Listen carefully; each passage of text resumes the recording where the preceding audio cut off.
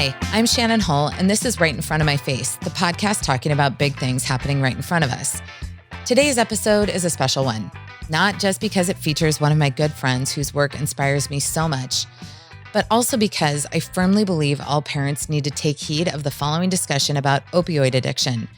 Yes, I'm sorry, I'm delivering another heavy topic for sure, but considering the face of drug addiction has changed so much, we all need to recognize it and call it like it is, especially now after COVID. The gateway for our kids to experiment with drugs is sitting right in most of our own medicine cabinets. For sure it is in mine. Over the last 10 years, I've had an Achilles repair. I've had 2 babies. I've had 3 abdominal hernias repaired along with an abdominal surgery. And with each one of those procedures have come large, and I mean large quantities of painkillers. I'm lucky. I've always been terrified of drugs. If you listen to the podcast, you know that I was the quintessential dare kid. I signed the pledge and everything, and that fear has stuck with me into my adulthood. I personally have never partied with pills, and I've also been fortunate to have healed after all my surgeries and not needed painkillers for long, but it easily could have gone in a different direction. I wish I could remember what documentary I watched years ago that followed suburban moms from pain pills to heroin, but the story has stuck with me because I can see how it happens. Pain pills can get hard to get, heroin is cheaper, and opioids also make you do things you never think you'd do, like buy and use heroin.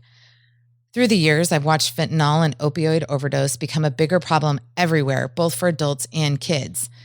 A couple years ago, before COVID, several high schools in our area suffered a huge loss of life after a bad batch of pills was secretly laced with fentanyl and killed several high schoolers.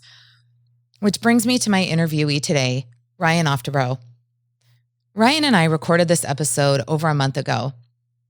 I'd wanted to interview him about a year ago on this topic because Ryan is principal and CEO of Kelly Ross Pharmacy Group here in Seattle.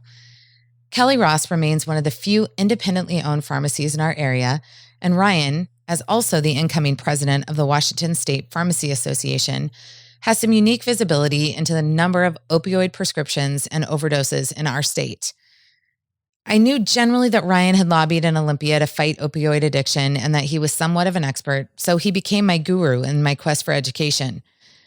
As COVID slowly took over, he and I talked at length, meaning I would grill him every time I saw him, about the effects of people being in isolation, unable to access their regular drug dealers, and how this would impact addiction and overdose.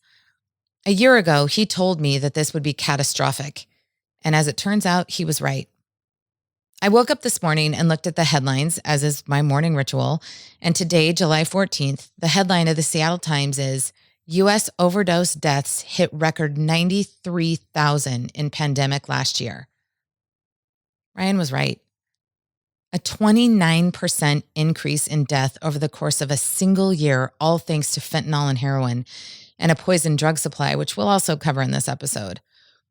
We had to wait to record this because Ryan was busy figuring out how to distribute the COVID-19 vaccine in our state.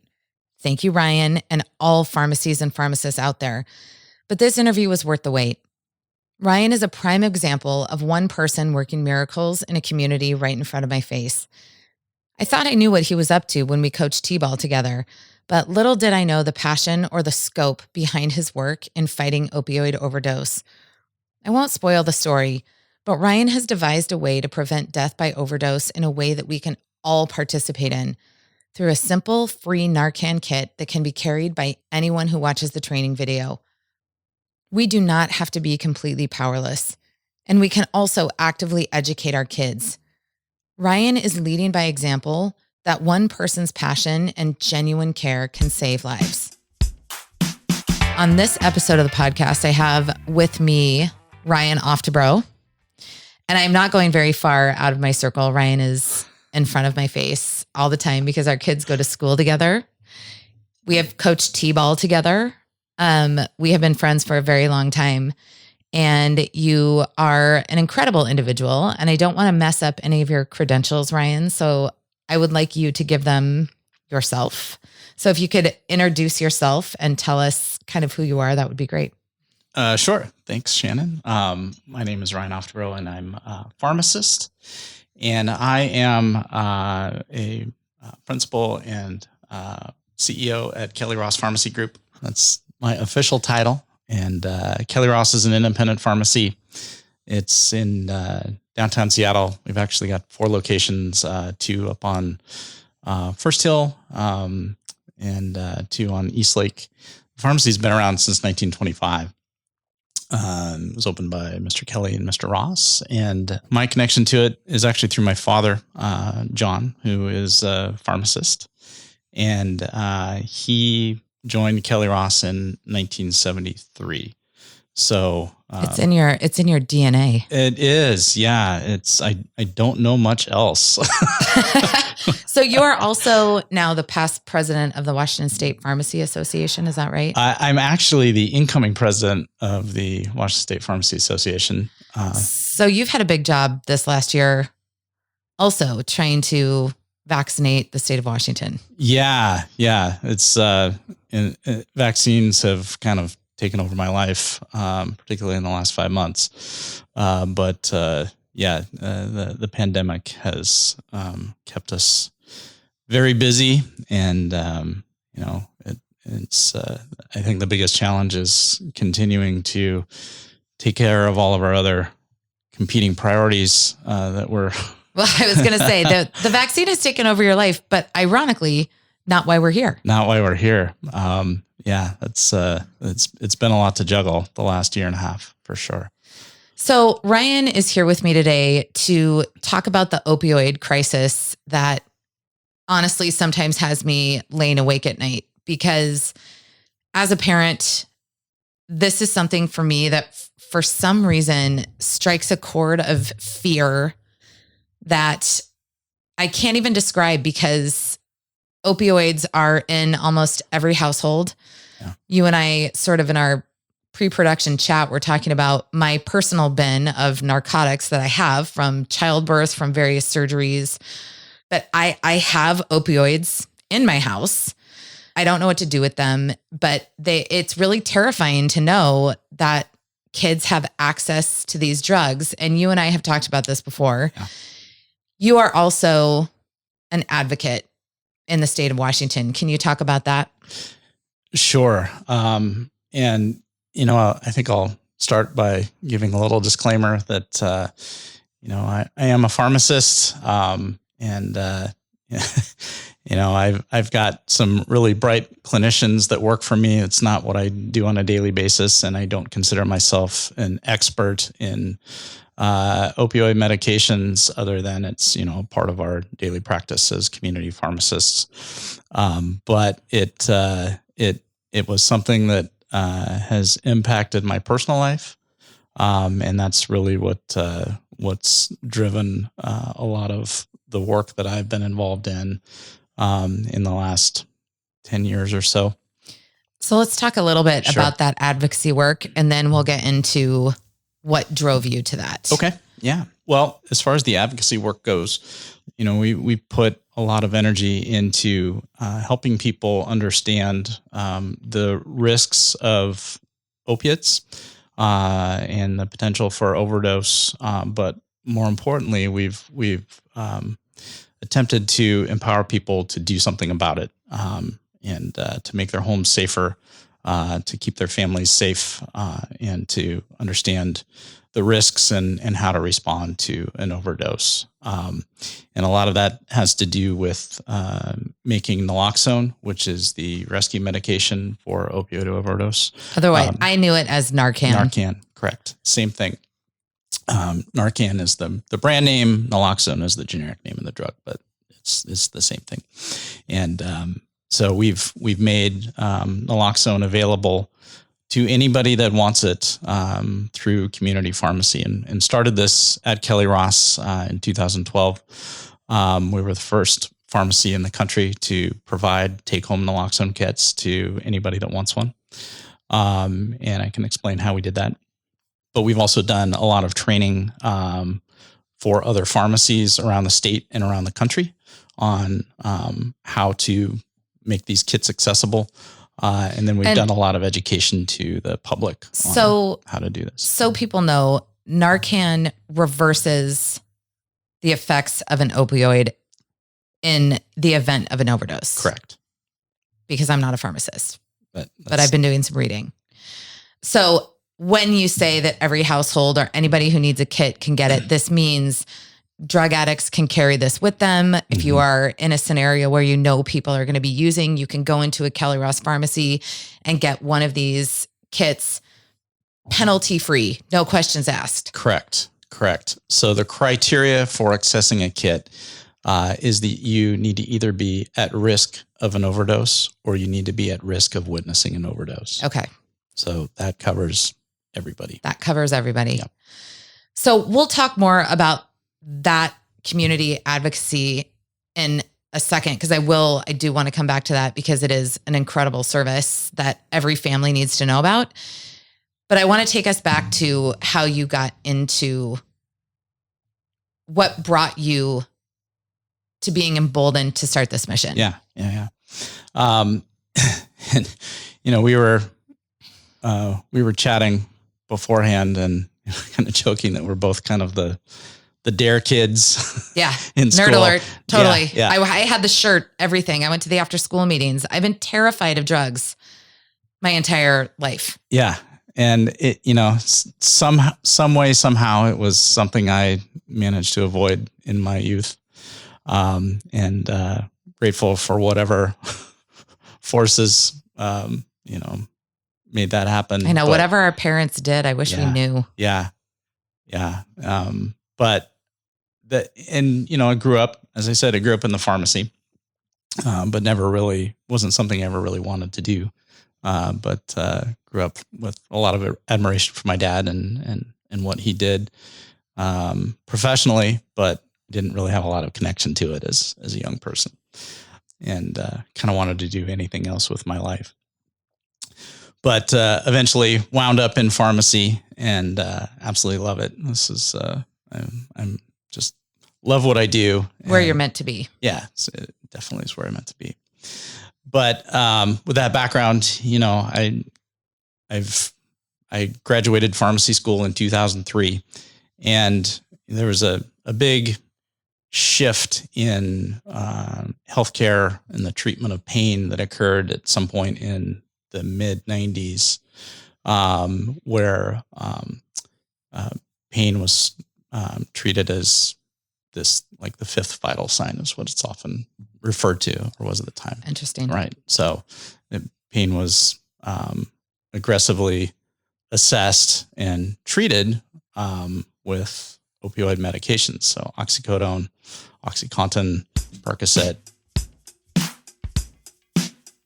We'll be right back with Ryan Oftebro.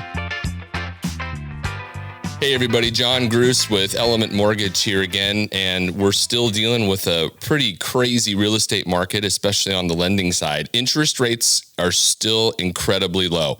So if you have not had an opportunity to refinance your current home yet, what are you waiting for? Rates are great. Reach out to us. We'll be happy to provide you your options. Secondarily, our homes are all increasing in value. Great chance to potentially tap into some of that equity by utilizing a cash out refinance option. Again, the rates are still incredibly low on that, and you've got an opportunity to tap into the equity for either home improvements, maybe some debt consolidation, whatever that additional cash may be beneficial for. Last, if you're buying a home, you've probably seen the news. It's crazy out there. The market is hot. What's going to be incredibly important is that you have a lender that can help you navigate this process by explaining what's going on, how to strategically position your offer so that it's accepted in a market where sellers are getting multiple offers on properties. And at Element Mortgage, we're happy to do that. We're licensed in 49 states. Sorry, New York. Unfortunately, we're not able to assist, but please reach out to me, John, Jon.Gruss, Grus, at elementmortgage.com or 206-954-4787. John Gruss, NMLS number 1108421. Element Mortgage is a division of American Pacific Mortgage, NMLS number 1850, equal housing opportunity. And what's the definition of an opioid? Put you on the spot. Yeah. Sorry. Well, it's a class of medications that works on the pain receptors in our brain, blocks them, And it's, it includes a number of medications that you may be familiar with, and again, that's Percocet, Vicodin, hydrocodone, oxycodone, OxyContin. Those are all the generic brand names in. So I have taken those medications post-surgery. They have not done anything for me other than make me go to sleep and help me manage pain. Yeah. But once you kind of realize they take your pain away, it's very, very, very addictive. Yeah. It can be. And I think that was a big part of this backstory of and I'm, really simplifying things of, of the approach in the mid 90s, when there was, a push to be much more aggressive about the treatment of pain. And, so we started seeing increased prescribing of opioid pain medications, and it became part of the curriculum when I was in pharmacy school. And pharmacies began dispensing lots and lots of opioid medications. And, all of us in healthcare thought that this was the right thing to do. And it was, written up in journals and heavily promoted by the drug industry. Became the norm. Became the norm. And again, and I'm not an epidemiologist. I know some great ones, but, it correlated with this, rise in substance abuse and opioid overdose and deaths. And, we fast forward to, modern day, and it's become very apparent that we're in the middle of a huge crisis and have been for some time. And we kind of trace it back to this change in prescribing habits, when opiates became much more accessible to most people, through the prescribing of medications. And, right. And it happened in every practice, happened in, general medicine. Yep. I have experienced it for sure. In dentistry. And, that's a lot of people's first exposure to opioid pain medications often came from the dentist and from like wisdom teeth extractions. Oh, yeah. In high school. Mm-hmm. Okay. Yeah. Yeah. So it's all part of the story, but, right. Anyway, so as I said, I graduated in 2003, and, for much of my career, just kind of saw the dispensing of opioid pain medications as the norm. And, we would see higher and higher doses, but clinically there's no upper limit to the, amount of pain medications that you can potentially tolerate. Okay. So it wasn't unusual to see these exorbitantly high doses. And, of course we would question, like, is this really necessary? But, it became so normalized, from a dispensing standpoint that, it was often difficult to question, the large volumes that we were seeing. And so I kind of give all that background to just, I guess, frame that for me, this is kind of a normal part of healthcare. Okay. And so in 2011, my cousin, whose name was Ryan Sullivan, went out one evening with some friends, and our family doesn't really know all of the details about this, but he went off with some other people that his group of friends didn't know, and at some point came back home that evening, and eventually his roommates found him dead in his room of an opioid overdose. And it really rocked our family. How old was he, Ryan? He's 26. And just an absolutely amazing person. He was an architect living in Washington, D.C., had everything in the world going for him, loving parents, just a wonderful, normal human being who made a bad decision. And what I believe is that he didn't know what he was doing, like many people that experience overdose. And, could be for a variety of reasons, but we know it was methadone, which is, at the time was a commonly prescribed medication for both pain as well as for opioid use disorder treatment. So,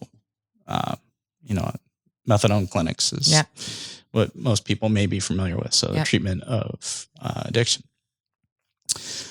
We don't know where he got it. We don't know any of the background around any of that. It will forever be a mystery. But, I think what was clear to me was that, okay, methadone is a prescription drug. At some point, there was a pharmacist involved in that story. May not have been his prescribed medication, but somewhere along the lines, that medication was dispensed from a pharmacy, and pharmacists had an opportunity to question that. Like, is this appropriate? And that really, really got to me, thinking about it in those terms. And like, okay, what's my role in this every day, dispensing these medications? And felt pretty helpless, really. What can you do? Yeah. When you're looking at a legal, legitimate prescription from a healthcare provider and, a patient that you've known for years, what's the appropriate way to engage them in this conversation about, okay, is this safe? And so that puts the pharmacist in a really socially awkward position. Yeah. It does. And it's intimidating.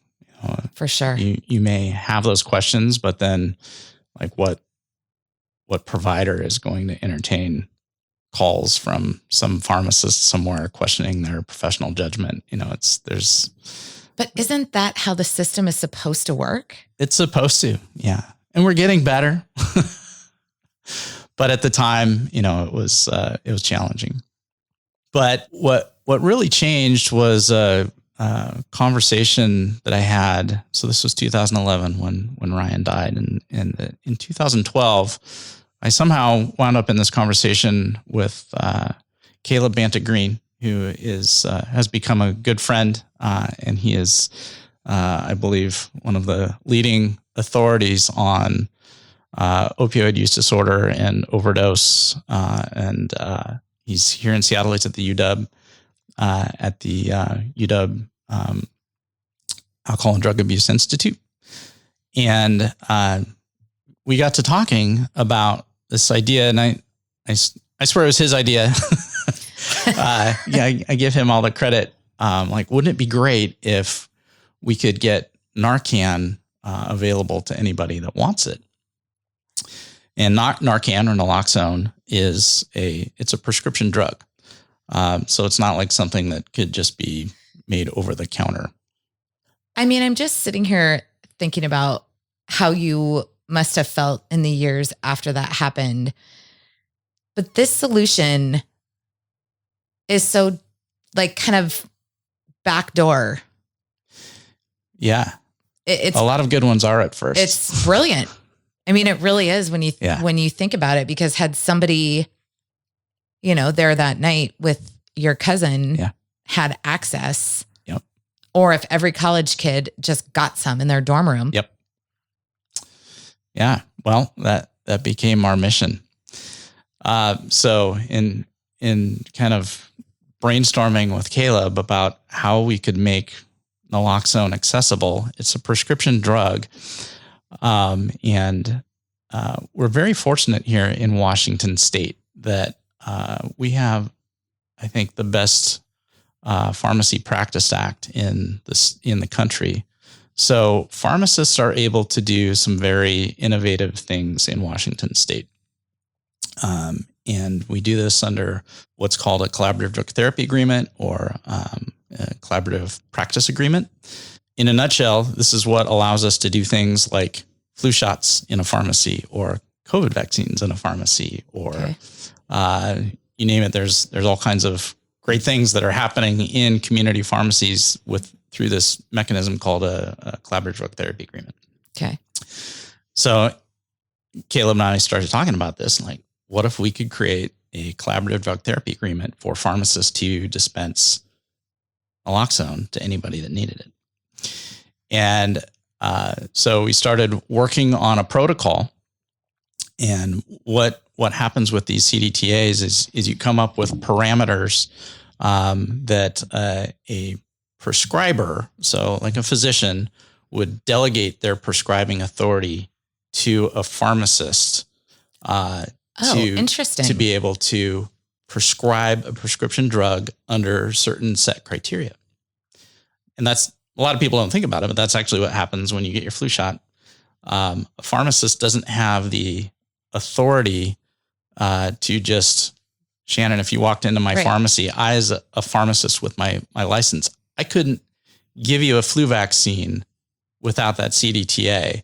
You would need to go get a prescription. Interesting. I've never thought about that. Yeah. Nobody thinks about it because it's become so common. Because it's so easy. And it's everywhere now.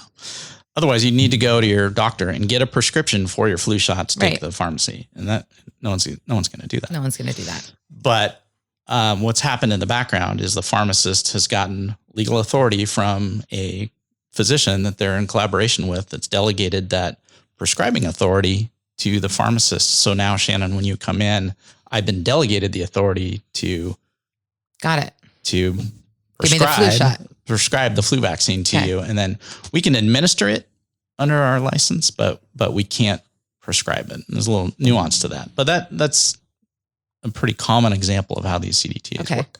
Collaborative drug therapy agreement. Yeah. Okay.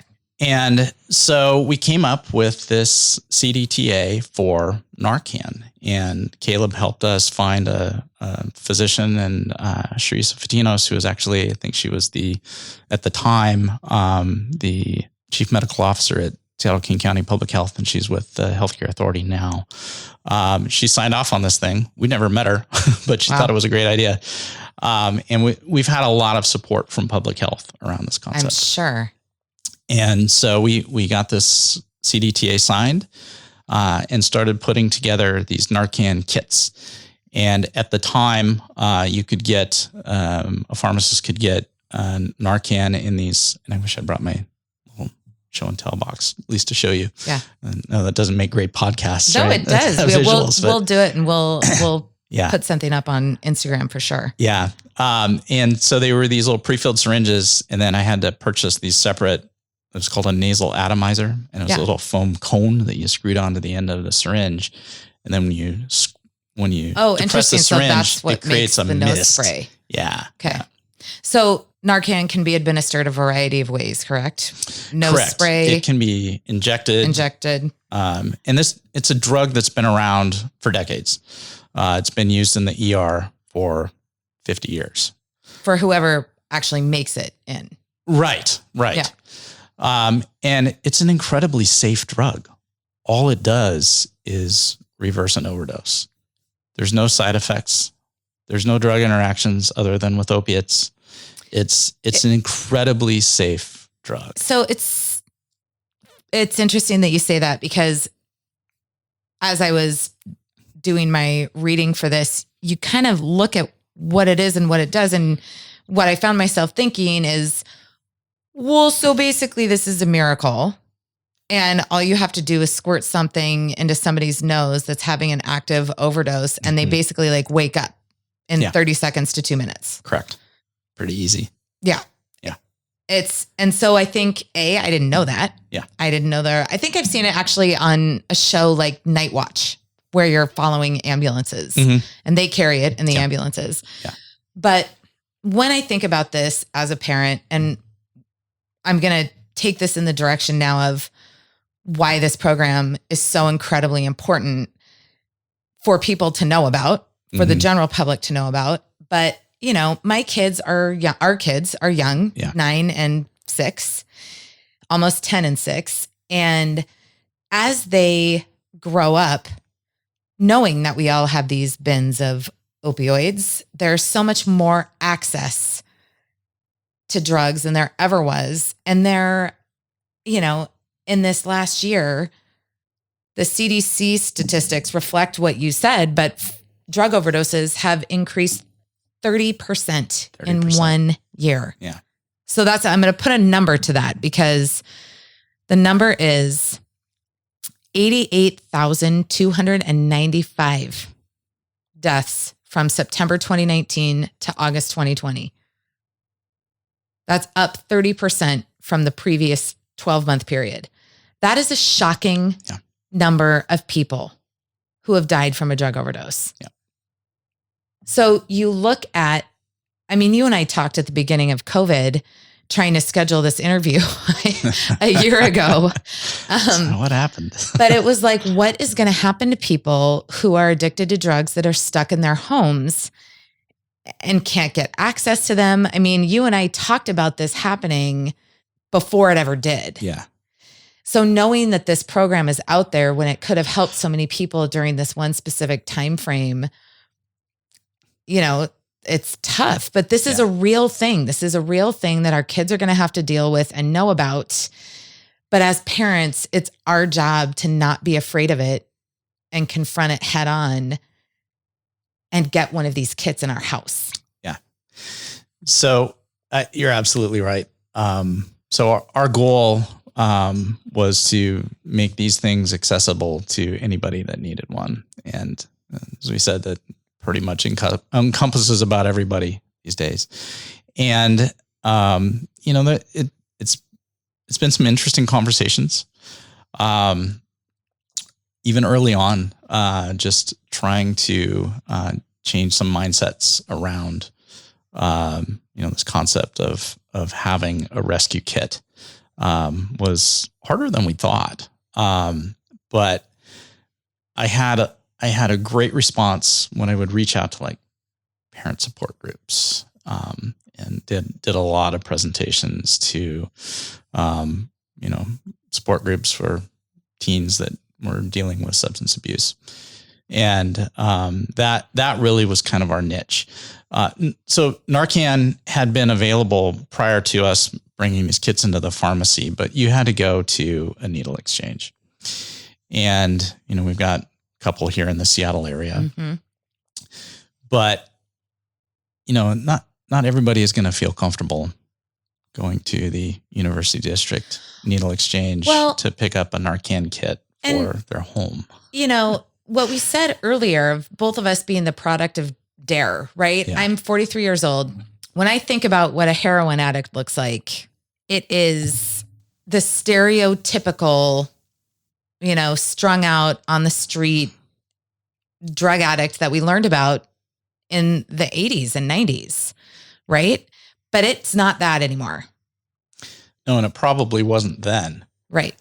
But that's what we were presented with. And that's what we learned, and that's what we know. And so I think for me, the most shocking thing, and there are a million documentaries about the opioid crisis happening right now, but the most shocking thing for me is to realize that a lot of these new addicts look like me, right? They're women, they're white, they're middle class, and they have started taking these drugs. The face of it has changed, I guess, but you would be able to speak to that better than I. Yeah, I think we're recognizing that the face isn't what we thought it was. I think the important take-home messages, pertaining to opiates in particular, is that, they all have the potential to become addictive.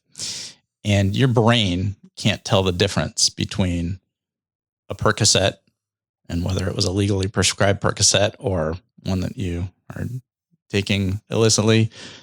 Percocet, methadone, oxycodone, heroin. When you look at those molecules, you can't tell the difference. Your brain can't tell the difference. And they don't care whether you got it from a street dealer or a pharmacy or where they got it. They just want it. Right. And so, I think one of the biggest challenges is that there's been so much stigma around substance abuse disorder and addiction. And I think we all need to work on changing our mindset around that and thinking of it as a treatable medical condition that anybody is susceptible to. I think that's been something in my work that it's been very apparent is that, we've got a lot of preconceptions and things that we need to break down before we're really going to make progress on this. And I think you're so right. I think just talking about it is a huge thing. I think we live in our own ignorance, but especially I think something you and I had talked about earlier is something I come back to a lot where we think it's not going to happen to us. Yeah. We think it's not going to happen to our kids. We think our kids, we know what they're doing. They're not going to go into my Oxy stash, and that's just simply not true. Yeah. I think we all have to wake up to a certain extent and say, this could be me, this could be my child, and this is what we need to talk about. Yeah. It's terrifying. It is terrifying as they go, really, it's like anything else. It's like, I have an episode about sex trafficking. It's terrifying to think that there are realities that could happen to our kids. And so much of this happens online. We've been seeing stories about how kids stuck in isolation have started to buy drugs off dealers on Snapchat that are laced with fentanyl. Yeah. And so you can Google it and find a lot of parents, even in the last 6 months, who've just walked into a room from homeschool and found their 16-year-old, 14-year-old kids dead in their beds. And, this is reality for us now. We either wake up and deal with it or, become victims and let our kids become victims. Absolutely. And you brought up a great point, prescription drugs, prescription opiates, they're ubiquitous, right? Everybody has them in a medicine cabinet from some procedure they had years ago. Yeah, you and I were talking about it. I have, my daughter's 6. I still have OxyContin, a lot of it from her birth because my body was messed up. I've had surgeries. I have Percocet. I have Valium. I have Vicodin. You name it, I have it. Now, it's sitting in a bin, not locked, in the top of my closet because my kids have been young enough, but I don't know what to do with it. I think there's always that little piece of it. So it's like, well, maybe I'll hang on if I throw my back out or something. Yep. I'll hold on to some of these. Can't hurt. But through the course of years of being alive, it's just sitting there. So what do I do with it? It's sitting there. Yeah. We'll talk about what to do with it. But I want to raise the point that it's sitting there and I think there's a huge misconception that because it's a prescription drug, it's safe. Yeah. 100%. Right. And, we all think that, and our kids only more so. And that's why these conversations are so important. But yeah, the idea that prescription drugs are safe is, we need to change that. And then you also mentioned the fentanyl. So there's right now in King County, in Washington State, around the country, we're having, just this horrible wave of fentanyl related overdoses. And I do 30%. I do want to talk about it because I'm very confused by it, to be honest. Yeah. How does this happen? Well, and why is fentanyl? Why now? In anything? Yeah. Well, why now? Why fentanyl? Why are dealers putting this into their it's cheap drugs? Yeah, it's cheap. I'm not the expert on all of the whys and wheres, but it's a lot of the synthetic fentanyl is coming from China and then gets put into a finished product in Mexico and then winds up on our streets. And these counterfeit pills right now are a huge, huge problem. Okay. So the problem is counterfeit pills. So people think they're buying one thing and they're buying something that will literally kill them upon taking it. These counterfeit pills, they may look like a morphine 30 milligram tablet, which, are pretty ubiquitous as is. But everybody knows what morphine 30 looks like. And it's a little green pill and it's got an M30 on it. And it's very easy for somebody to identify if they're purchasing it. They can say, oh, this is a morphine 30. But what they can't tell now is that it's actually not. It's a counterfeit that's been laced with fentanyl because it's cheap and easy to manufacture. But here's what I'm wondering. And I'm not trying to be cheeky about it, but that seems like a really terrible sales plan. If your product is just killing people, or is that the point? Which is it? Yeah. I don't know how to answer that. I need answers, Ryan. I'm so confused. Other than, my thought is that, they're trying to synthesize, a product, that isn't necessarily going to kill people. But what is so difficult about the fentanyl problem is it's this ultra potent drug. So it takes incredibly small amount to produce the same effects as a much larger amount of another opiate. So they're not equivalent, weight to weight. So as they're making these synthetic or these, these counterfeit pills, if their measurements are off, it doesn't take much to create this super potent death pill. Right. Stay tuned for more with Ryan Oftebro. I'm sitting here with Tracy Erickson of the Collective Group at Compass. Tracy, you are a great listing agent. I've seen a lot of homes that are listed by the Collective Group. Can you tell me a little bit about what's in your listing plan and how it sets the Collective Group apart from other agents? Absolutely. Shannon, there's so much more that goes into selling a home than just putting a sign in the front yard. And we really pride ourselves on that. One of the first things we'll do is walk through the home with the seller and advise on the best improvements. And then once we decide what type of work that we're going to do to give you the best ROI, you can hand those keys over and we will project manage the entire thing. Once we have your home looking its best, we will get it staged from top to bottom and have our amazing photographers come in and not only take photographs, but also do videos, drone shots, and even a Matterport. Once that's completed and we have it on the market, the marketing is huge. So we push social media advertising very hard. Our goal is always to achieve 10,000 views of your property on all social media platforms. So our commitment is always to our sellers in this hot Seattle market to get the highest dollar possible for their biggest investment. Tracy, where can people find you? They can find us at compass.com, or they can find us on Instagram, Tracy Erickson Homes, or feel free to give me a call, 206-251-6351. So what's happening is that people are going out on the street and saying, this is what I want. I want my morphine 30. I want my OxyContin. And they're buying these pills and they actually just have no clue what they're getting. Right. Because these have hit our supply chain. Right. Now. That's terrifying. Yes. So these kids that are buying drugs off of Snapchat for the first time because they're alone in their rooms are A, rookies, and B, gullible. Yep. And are buying these pills that are killing them.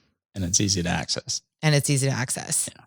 And because us as parents are like, this could never happen to us. Yeah. When we walk in and find our child, we have no Narcan Correct. Anywhere because it's never going to happen to our family. Correct. Yeah. So this is why the work that you're doing is incredibly important, right? Yeah. Well, so, I think that the term that I've heard, and I think I got this from Caleb, was that, you should think of this Narcan kit like you would a fire extinguisher. Everybody should have one in their home just in case. You never want to use it, but I've had a house fire. Yeah. So your website, Laced and Lethal, is awesome. I learned so much from it. And obviously links will be put out everywhere. Yeah. But after reading all the literature, I'm going to get one. I'm going to keep one in my car and I'm going to keep one in my house because to be honest, it is exactly like a fire extinguisher. And that's what I thought. Like, I don't intend on seeing somebody at the park overdosing, but it could happen. Yep. It's a thing that could happen. And, to be honest, I told my kids you were coming over to record with me today. And they're like, what's he going to talk about? And I said, well, he's working on this really cool thing. And I said, he's a pharmacist and he deals with a lot of dangerous drugs. And sometimes people take these drugs to feel good, but they don't work and they can really hurt you. And they're like, what are drugs? I'm like, we'll talk about that later. What's important is that, Ryan is working on this thing that we can have in our house. And when you're old enough, you are going to know people who do drugs and you are going to keep these in your cars and you are the kids that are going to be able to help somebody that's in trouble. Yeah. And that's what you need to know. And they're like, that's awesome. I'm like, it is awesome. But it's like framing the conversations in that way to say, hey, we're going to give you the tools to be responsible. In my mind, it is not a green light to start doing Oxy. Yeah. And that right there has been a big misconception that we've had to overcome.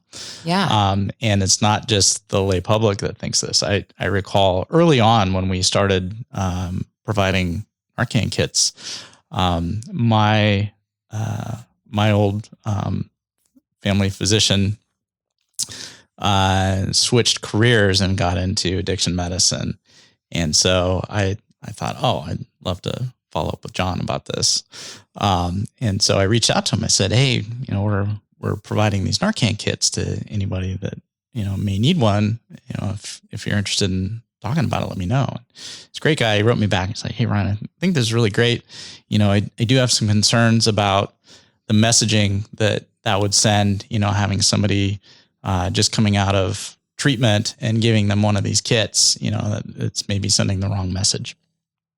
I'm like, okay, I'll go elsewhere and do my thing. And then about 2 months later, I got a call from him like, hey, Ryan, I wanted to talk to you about those Narcan kits. Like, okay. And he said, I want to apologize. You were right. And so he had been admitting a young woman into treatment in his program up in Monroe. And he was doing her history and physical and found out that the reason that she was coming into treatment was that she just had an overdose that she survived. So he's like, oh, okay. Well, what happened? Like, well, I had an overdose, but my boyfriend revived me with a Narcan kit. And he said, really? Where'd he get it? And she said, I don't know, from some pharmacy in Seattle. And, unbelievable. Yeah. Yeah. And this was after only having done this a couple of months. So wow. It's like, okay. That's your why. Yeah. Yeah. So it works. And so it was great just to have that dialogue with the provider and, see that it changed his thinking. And now this is, it's become common practice. And, it's the point now where, if you're on chronic pain medications in Washington State, it's actually a law that you're offered a naloxone kit by your provider. So it's akin to talking to your kids about sex. Yeah. Ignorance is not better. And it doesn't mean your child is going to immediately jump into it. Yeah. But it will give them the tools that they need to help somebody else. And there's actually no data to correlate any rise in increased opioid use just by having a Narcan kit. It's kind of like saying, I've got my seatbelt on. I'm going to drive erratically now. Yeah. You just don't do it. No. I mean, I really did, as I was having this conversation with my kids, I pictured them at age 17 being at a party and having something happen and just being able to have enough knowledge and enough honesty and the actual real tool to be able to help somebody. Yeah. To avoid, I mean, what's worse, teaching your kid about Narcan and having them be able to help in that situation, or having all of these children live with a death on their hands? Yeah. Well, and that's why the other big part of what we've been doing is not only providing the kits, but also providing education. And so I've done a lot of on-site personal education with groups all over the country. But what we found was that, okay, this is a lot of time we're spending, having the same conversations, and particularly in the pharmacy, if somebody's coming in to get a kit, to spend 20 to 30 minutes with them, educating them on signs and symptoms of overdose and how to use the kit and how to respond properly and all of these things, it takes some time. And it's one thing if I choose to do this in my pharmacy, right? But we want these kits to be available in every community pharmacy. And so we've got to address this education issue, because most pharmacists aren't going to have time to do that. We don't want that to be a barrier. So we created some training videos with Caleb and the folks at the University of Washington, and we wanted to make this accessible to anybody, concise. The one we created now takes about 8 minutes. And it's on the kellyross.com website. It's also on stopoverdose.org, which is a phenomenal resource. It's a wonderful website. Yeah. And anybody can watch this training video. And if you've watched it, we have deemed you as trained in how to respond to an overdose. And there's also a couple of quick training videos on our website as well on how to actually use all of the different naloxone products that are out there. And I checked this morning because I haven't looked in a while. And these are 1 minute videos on how to, use the nasal spray or the intramuscular injection, whatever. Looking at the views on there, we put these out there with not much expectation, and they all have, 50, 60,000 views. Oh my gosh. Yeah. Which, that's amazing. I think it's pretty cool. That's amazing. Yeah. Yeah. I have no idea who's watching them. It doesn't matter. I don't. Yeah. Yeah. But it's super cool. So that makes me really happy. But a big part of that training is around Washington State, and the training's geared towards people in Washington State, but a lot of states have these same rules in place. And so a big part of it is the Good Samaritan law. Yes. And that's crucial for people to understand. The bottom line of how the Good Samaritan law works is that you are not going to go to jail if you do the right thing in calling for help for an overdose. So we even if you don't have a Narcan kit, you can call 911 and they're going to be able to respond quickly and save a life. And so, but what won't happen is that, if you're with people that are using drugs or their drugs present, you're not going to go to jail. And that's been a big educational piece. You're not going to be in trouble for carrying Narcan. It's not considered paraphernalia. So anybody can carry this. You're not going to be in trouble, even if it's not your kit. If it wasn't dispensed to you, if somebody gives you a kit, you're not going to be prosecuted for having somebody else's prescription medications. I think that's a really important thing to remember, especially as we're talking to our kids about this. Yeah. I think there's a lot of concern about, are we going to get busted for this if an emergency happens? Yep. And the answer to that is no. Yeah. And so especially with kids, we've got to teach them, call 911, get help. Don't let your friends sleep this off. Don't put them in a bedroom and close the door. You need to get them help.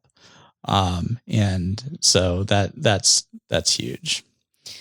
Ryan, the work that you're doing that I didn't know about when we were coaching T-ball together is truly going to help our community and the world at large. Yeah. And I so appreciate it. Again, I'm on the receiving end of, your voice and your information, and I am so grateful because it only makes me a better parent, and it only makes me a better human being for knowing how to help my neighbors. You know what I mean? Yeah. And, yeah.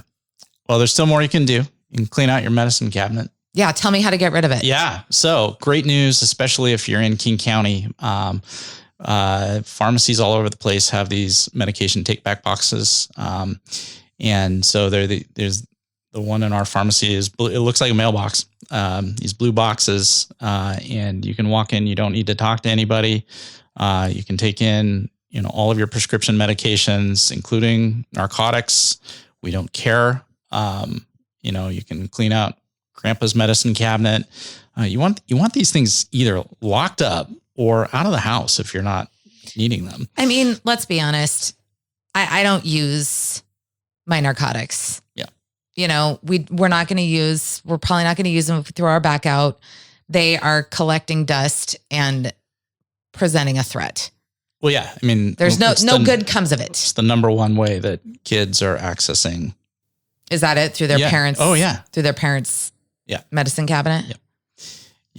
So, and I don't want that to be the gateway to my child's drug experience. No.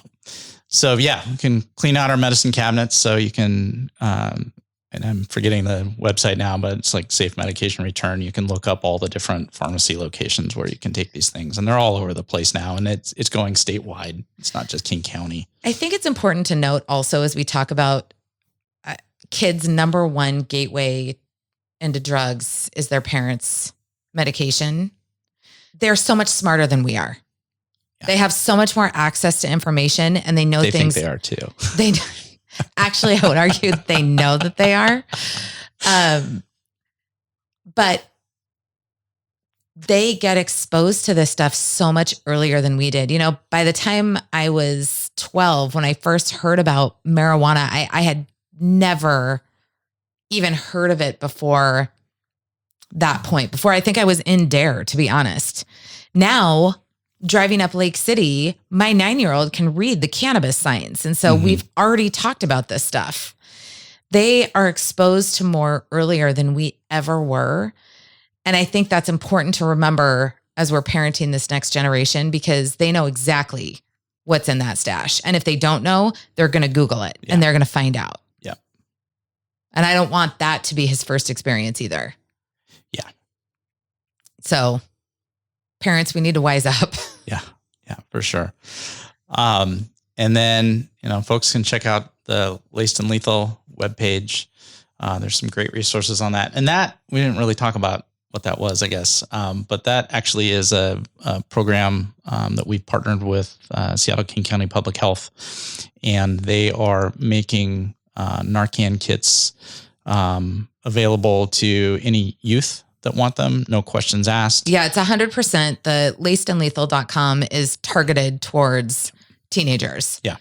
So everything, looks cool and fun, but it also lays things out in a very easily understandable way. Yeah. And, the goal is to provide education first and foremost, but also to provide free Narcan kits to anybody that needs them. It is a prescription drug. And so, there's a cost. So if somebody was going to buy a Narcan kit from the pharmacy, and pay out of pocket, they're $130, $140. And they're not covered by insurance? They are covered by insurance. Okay. And they are now. They weren't when we first started, but, like to think that some of our advocacy worked. Helped with that too. I would hope so. But they are covered by insurance now. Everybody has different copays and all of those things. Medicare, Medicaid programs are covering them 100%. Commercial insurance, it varies with whatever your plan design is. And so you may have a copay. But for this Laced and Lethal program, the county wanted to make sure that wasn't going to be a barrier for any young people. So they can actually just go online and order them on the website. There's some very minimal information: name, address, age, gender, some simple demographics, but we're not asking for insurance information or any of that kind of stuff. And then we're able to dispense these kits. And so that's been a great partnership with public health to make that happen. This is amazing work you're doing, and I'm happy to amplify it. Yeah. Thank you. But the only thing that can happen is that some lives get saved and that we educate people. And I just can't say enough times, please talk to your kids about this stuff. Like, I think we need to give our kids a little bit more credit than we do for being able to handle it. I certainly wish, I've never witnessed an overdose. But I wish that I would have known how. I wish I would have been empowered with that knowledge earlier, because I view it as empowerment, not as a license to start injecting heroin, really. Yeah. But I want to be able to help as many people as I can. So I plan on having these kits in my cars and one in my house from this point forward. It is akin to having a fire blanket. Yeah. And absolutely. A fire extinguisher. Yeah, so it's a great analogy. Yeah.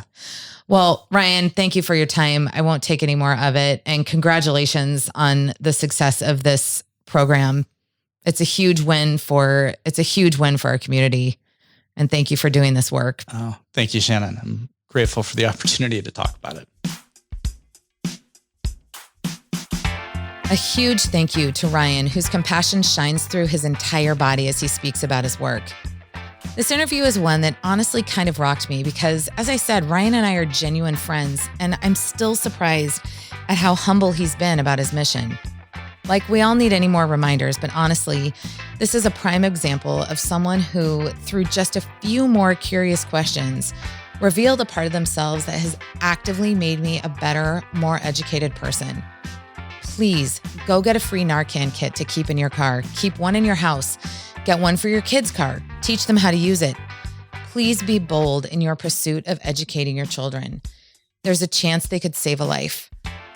Thank you, Ryan, for having the bravery to convert your sadness and grief into bold action. That is true love, and we are all better for it. Thank you for listening. Find me on Twitter at @InFrontOfMyFace and on Instagram at @RightInFrontOfMyFace. I challenge you this week to dig a little deeper and be curious about the people around you. You truly may learn something incredible happening right in front of your face.